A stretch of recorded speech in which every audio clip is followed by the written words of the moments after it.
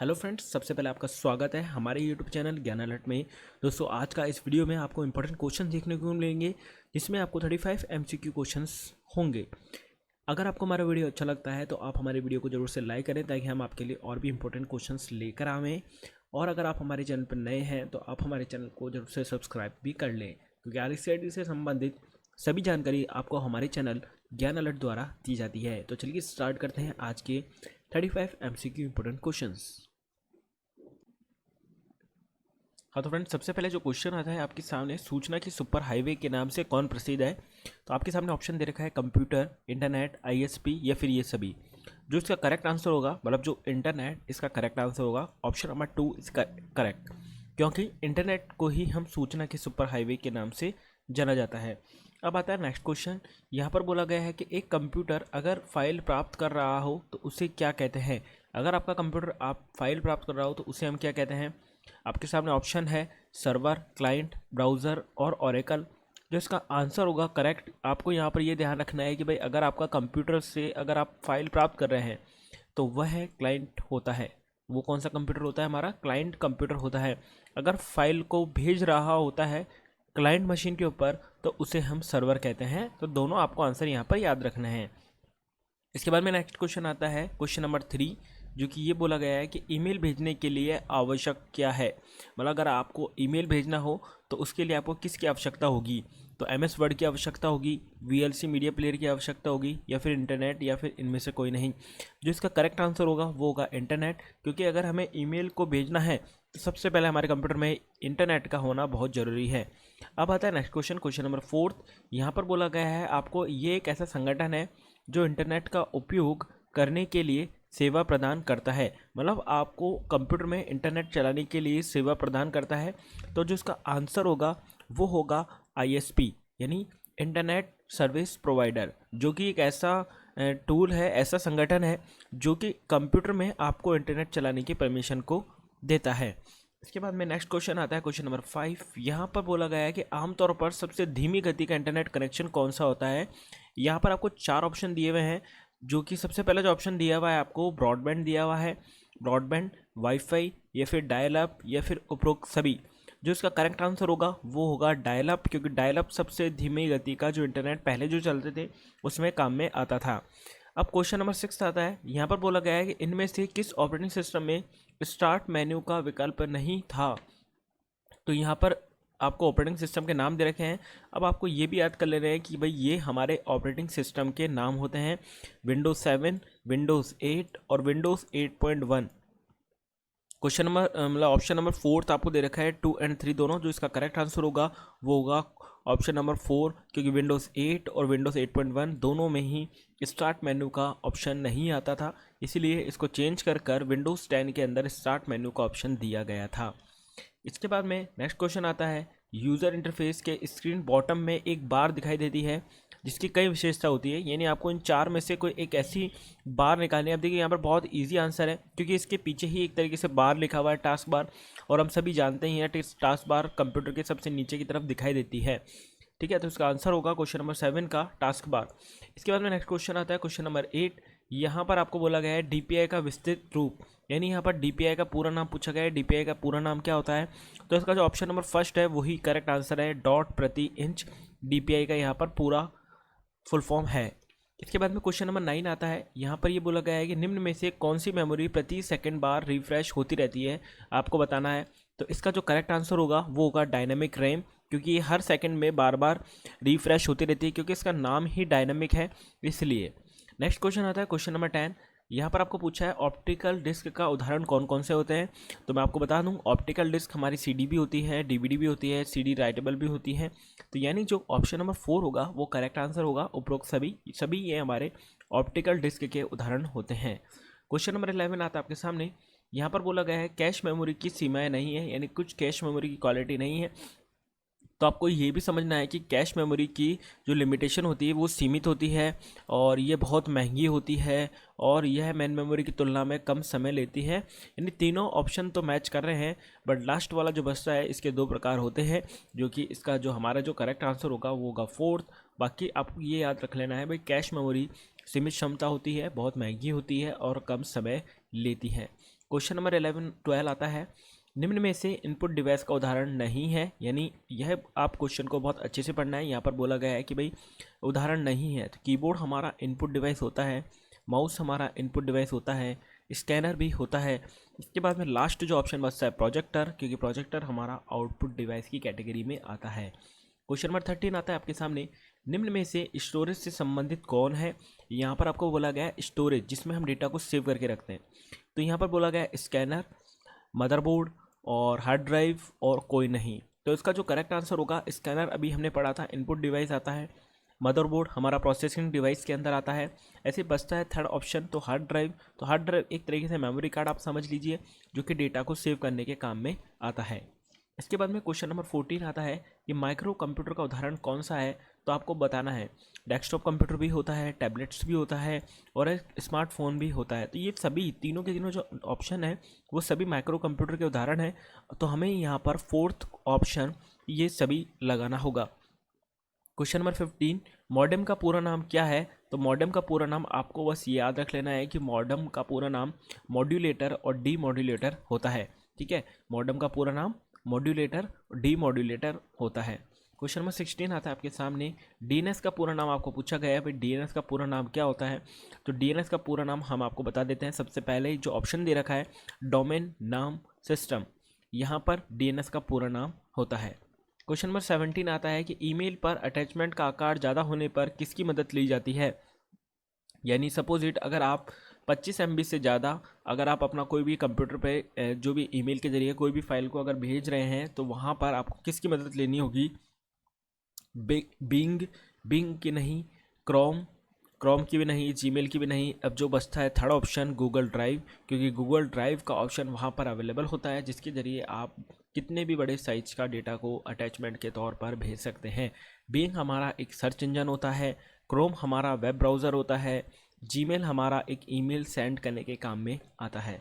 Question number 18 आता है, ये एक सॉफ्टवेयर एप्लीकेशन है जो वर्ल्ड वाइड वेब पर कंटेंट को लोकेट करने, प्राप्त करने और उन्हें प्रदर्शित करने का काम में आता है। यानी यहाँ पर ये इंपॉर्टेंट लाइन है कि वह वेब कंटेंट को क्या करते हैं, लोकेट भी करते हैं और उसे प्राप्त भी करते हैं। तो आपके सामने जो उसका आंसर होगा उस पर हमें देखना पड़ेगा। सबसे पहले डीएनएस दे रखा है, जो कि डोमेन नेम सिस्टम होता है, जो कि डोमेन्स को वेरीफाई करने के काम आता है। यूआरएल यूनिफॉर्म रिसोर्स लोकेटर होता है फुल फॉर्म, जो कि हम जहाँ पर यूआरएल टाइप करते हैं। फिर आता है हमारा वेबसाइट, तो बचता है हमारा वेब ब्राउज़र। तो वेब ब्राउज़र हमारा, इसका जो करेक्ट आंसर होगा वो होगा हमारा वेब ब्राउज़र, क्योंकि ये एक सॉफ्टवेयर एप्लीकेशन ही होता है जो कि हमें इंटरनेट चलाने पर मदद करता है। अगर हमें इंटरनेट चलाना है तो हम वेब ब्राउज़र जैसे कि गूगल क्रोम की मदद लेते हैं, मोज़िला फायरफॉक्स भी होता है, इंटरनेट एक्सप्लोरर भी होता है, सफारी भी होता है। तो ये सभी हमारे वेब ब्राउज़र के नाम हैं, जो कि हमें कंटेंट को हमारी मदद करते हैं ढूंढने में और उसको दिखाने में भी।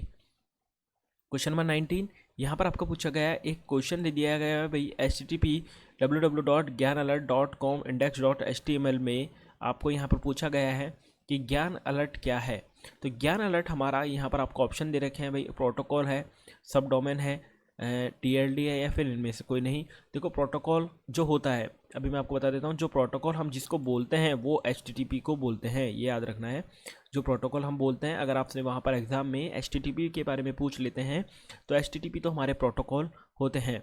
इसके बाद में आपसे पूछा गया जा सकता है कि www, तो उसे तो हम सब डोमेन बोलते हैं, यानी www जो होता है वो हमारा क्या होता है, सब डोमेन। इसके बाद में ज्ञानalert.com जो होता है वो आपको दे नहीं रखा है, ज्ञान अलर्ट आपको दे नहीं रखा है भाई, ज्ञान अलर्ट क्या होता है। इसके बाद में .com जो होता है, .com जिसकी बात कर रहे हैं, अगर यहाँ पर आपको .com दिया हुआ होता तो उसे हम कहते हैं टॉप लेवल डोमेन। क्या बोलते हैं, टॉप लेवल डोमेन। अब जो ज्ञान अलर्ट है उसको हम कहते हैं डोमेन। क्या बोलते हैं, डोमेन। बट हमारा इस ऑप्शन में आंसर नहीं है, तो इसका आंसर होगा इनमें से कोई नहीं। और अगर आपसे index.html के बारे में पूछ लेते हैं तो उसे हम बोलते हैं फाइल पाथ। क्या बोलते हैं, फाइल पाथ। क्वेश्चन नंबर 20 आता है, DSL का पूरा नाम आपको यहाँ पर पूछा है, जो कि DSL का पूरा नाम क्या होगा। तो DSL का पूरा नाम होगा digital subscribe line. Option number 3 is correct answer. इसके बाद में क्वेश्चन नंबर 21 आता है, बहुत अच्छा क्वेश्चन है। UPI पर आधारित एक एकीकृत भुगतान प्रणाली कौन सी एप्लीकेशन है। तो यहाँ पर आपको ऑप्शन दिए हुए हैं, यानी UPI पे बेस्ड है पूरी की पूरी। तो पोस्ट मशीन हमारी UPI पे नहीं होती है, क्योंकि पोस्ट मशीन तो पॉइंट ऑफ सेल जिससे हम कार्ड स्वैप वगैरह करते हैं उस काम आती है। स्टेट बैंक बड़ी, जो कि एक स्टेट बैंक का एक एप्लीकेशन है जिसके जरिए हम लेन देन कर सकते हैं। फिर क्रेडिट कार्ड भी आता है, तो क्रेडिट कार्ड, ये तीनों ऑप्शन आंसर नहीं होंगे। बचा कौन सा? भीम। तो भीम हमारा करेक्ट आंसर होगा, जो कि यूपीआई पर बेस है। यूपीआई का आपको पूरा नाम भी याद रखना है, जो कि यूनिफाइड पेमेंट इंटरफेस होता है। यूनिफाइड पेमेंट इंटरफेस होता है। क्वेश्चन नंबर 22 आता है कि ऑनलाइन बैंकिंग के माध्यम से सेवा नहीं है।